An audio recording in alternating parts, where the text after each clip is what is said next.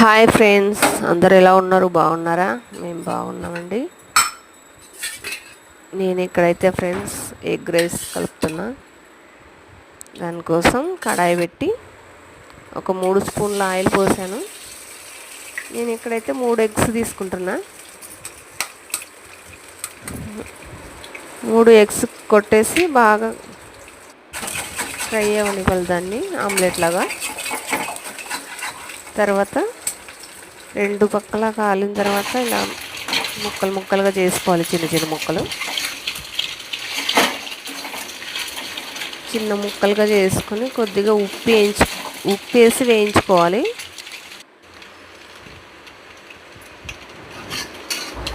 ఉప్పు వేసి బాగా వేగిన తర్వాత దాన్ని ఒక ప్లేట్లోకి తీసుకోవాలి.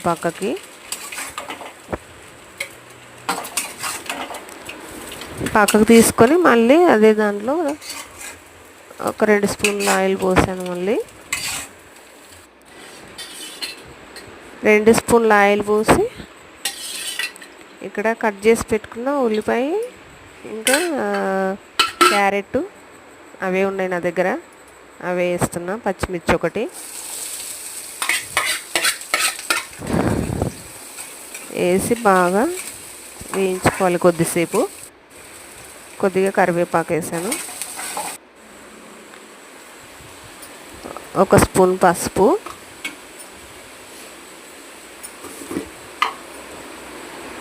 ఇవి కొద్దిగా బాగా వేగిన తర్వాత కారం వేస్తున్నా. కారం వేసి అన్నం వేసేసాను దాంట్లోకి. అన్నం వేసిన తర్వాత ఈ ఫ్రై చేసి పెట్టుకున్న అదే ఎగ్, ఇంకా ఉప్పు సరిపడా, ఇంకొక స్పూన్ ఏమో ధనియా పౌడర్,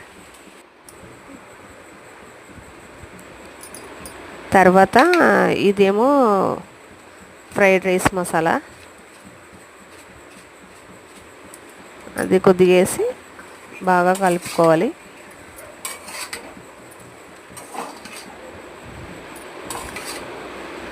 బాగా కలిపి ఒక 5 మినిట్స్ ఉంచుకోవాలి సిమ్లో పెట్టుకొని.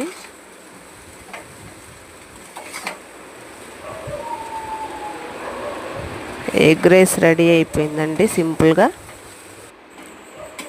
నేను ఇప్పుడు టేస్ట్ చూసి చెప్తాను.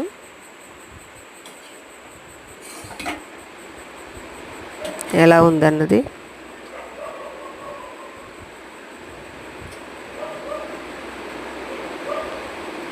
బాగుందండి, సూపర్గా ఉంది.